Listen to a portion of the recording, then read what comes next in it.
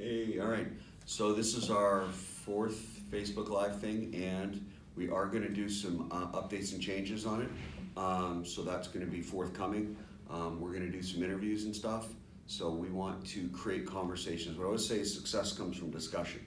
So we're going to create some conversations around some questions with people who make six figures, because the whole point is the six-figure mindset.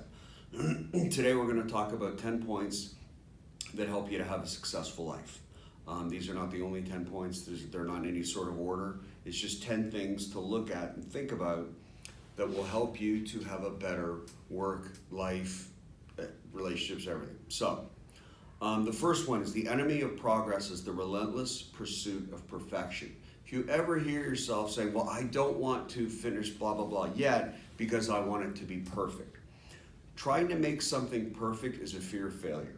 So you got to beat yourself amongst the head and shoulders and get rid of that. You got to push it away from you. Better, improvement, a work in progress, all good. You got to move. The most important thing is to get moving. The most important thing is to proceed. If everything you do you want to be perfect, then you have to realize that that's just you in a nice way telling yourself that you're afraid to fail.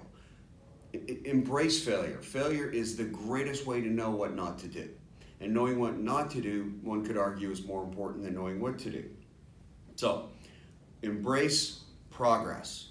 Don't embrace perfection. Number two, everyone needs to quit. Quit bitching. So when you bitch about something, you wire your brain to be negative. You complain. You're telling your own brain that you don't control the outcome of the situation that you're dealing with, and you're making yourself weaker.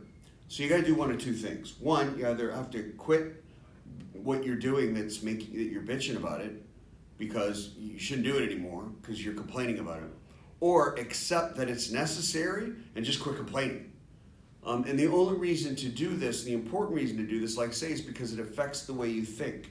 It weakens your ability to come up with new ideas and move yourself forward. You actually move yourself backward. So you have to quit bitching. You got it. It's important. Number three, the hardest thing to do is take your own advice. So when you're dealing with a situation, when you're feeling tested or stressed or something's going on, it's hard to remember the advice you've given other people. It could be a relationship, it could be a business thing, it could be a parent thing, a sibling thing, whatever thing it is. You have to almost think about what you've told other people when they've been in a similar situation, and you got to take your own advice. So it's hard to pull yourself out of a test situation where your boundaries are being tested, but it's important to. And it's not like successful people never have these things. They do. They just bounce out of them quicker. So it's not that you're going to ever have a period in your life where everything's going just perfect for 20 years. It's not ever going to happen. So overcoming things is part of the skill set that you need to get into the six-figure mindset and excel over time. It's a critical piece of life's skill set, the toolbox, we'll say. Number four, what is learned is more powerful than what is taught. And what that is simply is when you learn something, when you really get it, then it's powerful. If you're taught something, or if you're just waiting for somebody to teach you what to do next, and I see people do this all the time. They could be in a job, it could be school, college, whatever. You just wait for whatever the program is going to teach you next, instead of proactively going out and learning on your own. It's really critical to understand the difference between taught something and truly understanding something. Experience gives you a level of understanding that teachings from someone else can never, ever give you. For example, all this stuff we're talking about today, I can explain it because I've lived through all this stuff. So it's important that you get to a point where you recognize what you've learned by personal ups and downs is more powerful than what anyone can ever teach you. All right, number five. People who say money is not important are selfish. That sounds weird, but if you have absolutely no money and you never have any money, who the hell are you helping? All money is a way to exchange goods and services. Because if you're to walk into a store with 4 chickens and come out with change, you might have 1.5 chickens, and that's a mess. All money is a way to go in and move things around. Well, you can't help your friends, your family, the people in your community if you have absolutely none. Now, that doesn't mean money should be the only pursuit in your life. Of course not. But walking around and spending your life broke isn't helping anybody either. So you got to put it in perspective. The way I always looked at it is the better I do, the less money is relevant to me. And the less money is relevant to me, the more I can accomplish. I can accomplish my friends, family, and things that I believe in. And the more you can do what you believe in instead of what you can afford. And there's a dramatically different way you live your life when that occurs. It's really important to get your head around this. I think some people feel like, well, I'm a terrible person when I make a lot of money. Like I saw, what's his name? Leonardo DiCaprio a guy said something bad about him because he went up and he was talking about large companies. He was talking about them being selfish and they need to help the environment and whatnot. And some guy said, well, you make $20 million a movie. Making a lot of money isn't selfish. If you are at the top of your industry and you are skilled, you're going to make a tremendous amount of money. That doesn't mean you're selfish. Selfish is what you do with it. But because you're paid a lot, that doesn't make you a bad person. And I think we get torn into this thinking that like you're a bad person if you excel. Absolutely ridiculous. Some of the people I know who make ungodly amounts of money are the greatest people I've ever met in my life. And they do a lot of good things with it. It's important to understand it gives you the opportunity and the power to help things and help people. And that's a critical part to life. It fills your soul. But if all you're doing is taking, that's what I tell people too. Like if you're down in the dumps, if you're depressed about something, the first question I always ask is, who's the last person you helped? What did you do? And how long ago was it? Because when you help people, it makes you feel good. If you're depressed, you probably aren't helping anybody, including yourself.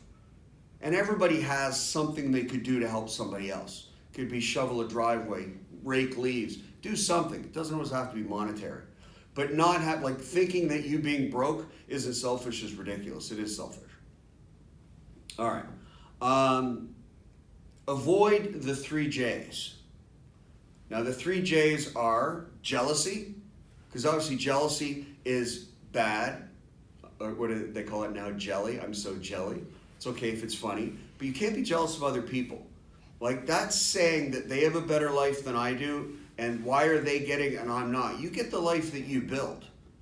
And sometimes we don't like that, but it's the reality. If you eat donuts every day, you're going to have a larger pair of pants. If you eat fish more often than not, you're going to have smaller pants. The pants are not permanent.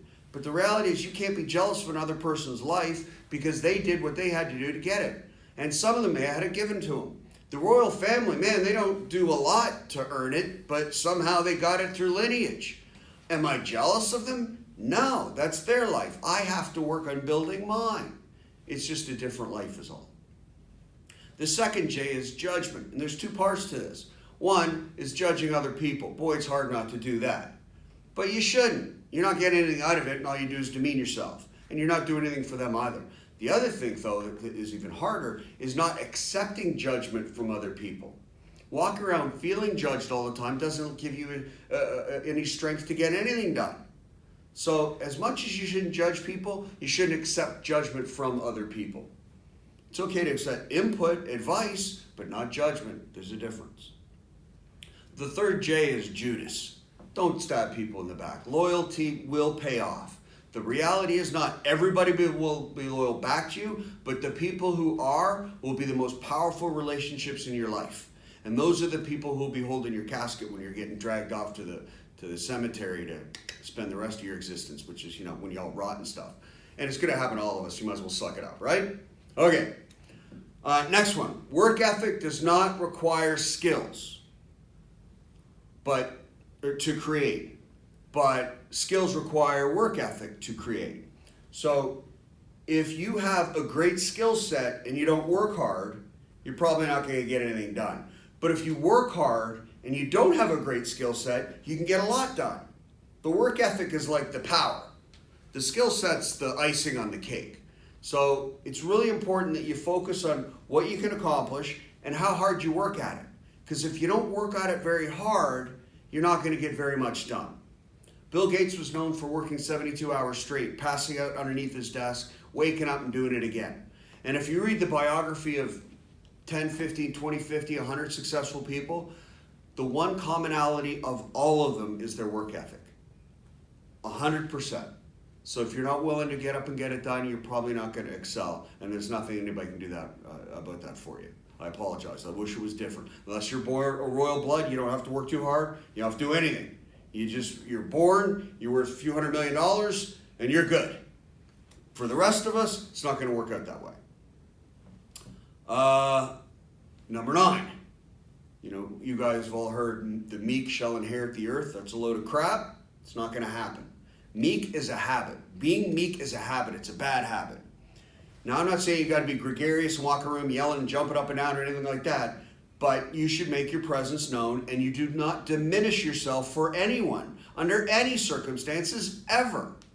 It just should never happen. Do not be meek. Be humble, be confident, but not meek. Meek is a terrible habit. Male, female, tall, short, it doesn't matter. No meekness. Cut it out. Last one. Life is not rocket science. It's more complicated than that. And what I mean by that is not that rocket science isn't complicated, but it's science. It's exactly what it is every single time. And once you got it, you got it. Life isn't like that. Life moves around. There's emotion. There's feeling. You feel differently every day. You feel differently throughout the day.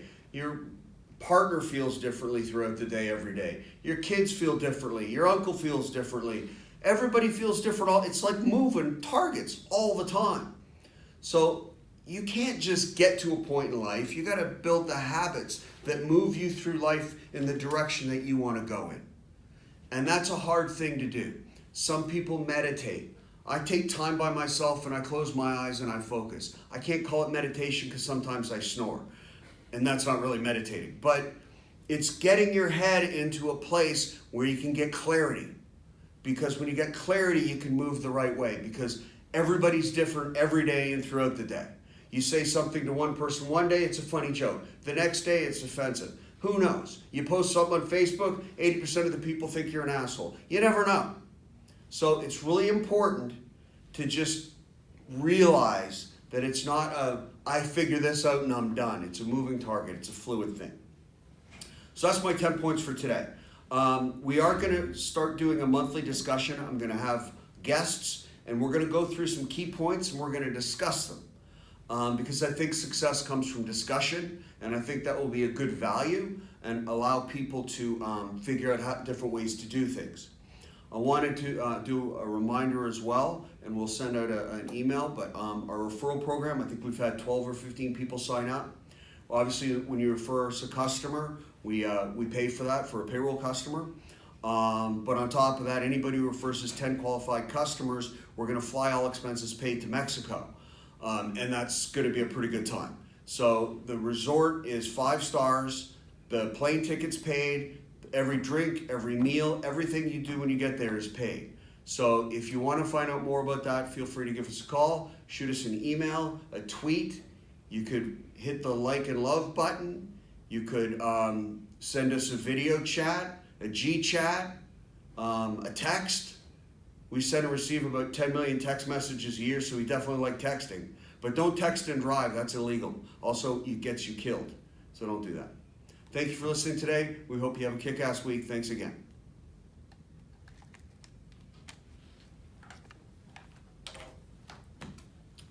Oh, we do.